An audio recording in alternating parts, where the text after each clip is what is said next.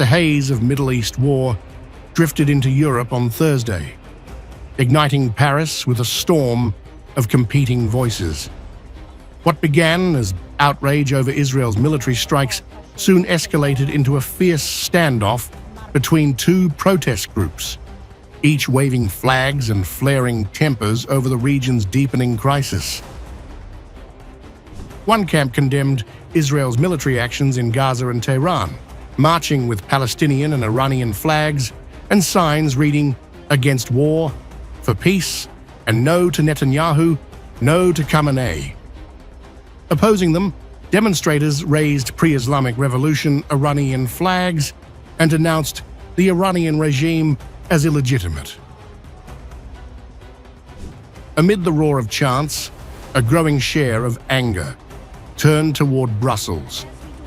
Protesters lashed out at the European Union, accusing it of whitewashing Israel's actions and enabling a spiraling humanitarian disaster in the name of preemptive defense. We talk about Israel's right to defend itself, but what is this? It was Israel that attacked Iran. It was Israel that sent the bombs to Iran. And now the Europeans are saying yes, no, we must defend Israel, that it was a preemptive strike, but there's no such thing in law. It's absolutely everything, and everything is absolutely unacceptable in what's going on. Fury on the streets intensified after reports surfaced of a leaked EU document allegedly describing Israel's campaign in Gaza as constituting war crimes and possibly even genocide. Still, demonstrators argued, Europe continued to supply arms and political cover to Tel Aviv.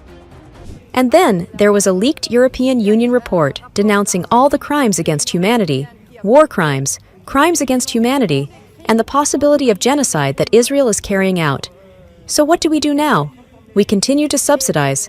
We continue to give weapons to whom? At the top? And the people in Gaza, who are starving and have nothing left, are left to die. Crowd slogans also wove a broader timeline of devastation, linking Tehran's current suffering to a trail of destruction from Gaza to Damascus, Baghdad, Sana'a, and Beirut, arguing that the entire Middle East has long been engulfed in flames. Tehran is under bombardment, but before Tehran, it was and still is Gaza.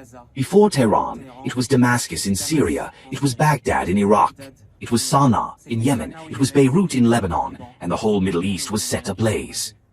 From Paris to other European capitals, the war's reverberations are no longer distant.